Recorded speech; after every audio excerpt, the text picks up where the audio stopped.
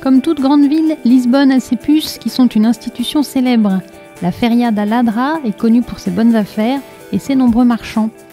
Les puces ne sont pas des antiquités, il ne faut pas s'attendre à y trouver des trésors cachés à des prix ridiculement faibles. Les bonnes affaires sont une question de flair et d'habitude. Non, plutôt il s'agit de visiter les fonds de grenier du Portugal.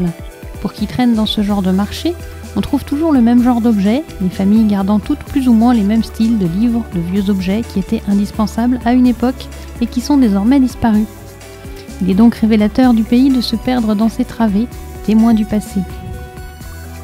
À l'origine, le nom de Feria da Ladra signifie la vente des voleurs. Si on vous volait votre appareil photo, vous pouviez venir le racheter quelques jours plus tard ici.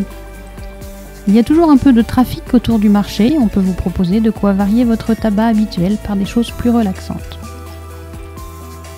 Pas facile de trouver quelqu'un qui parle français sur le marché ou même anglais ou espagnol. Décidément, les Portugais, même dans les grandes villes, ne parlent pas souvent autre chose que le portugais.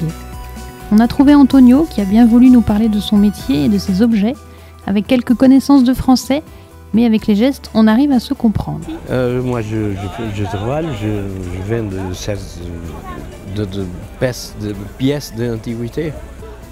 C'est une variété de pièces. Oui, ça c'est ma place ici. Pas beaucoup. Les personnes, il n'y a pas de l'argent. Les touristes achètent, mais pas beaucoup de choses. Et de choses petites, non pas de grandes, après c'est difficile d'amener sur la terre. L'avion, ça c'est une pièce, c'est un jeu, c'est de corps, comme ça, et puis, oui, il peut jouer. Ça c'est trop vieux ça. Et ça c'est les dominos. Maintenant, on vend aussi du neuf sur le marché et on vend de la faïence qu'on rencontre partout ici. Elle est fabriquée dans les villages pas très loin d'ici et en particulier à Cortal. Toute une rue est dédiée à la faïence.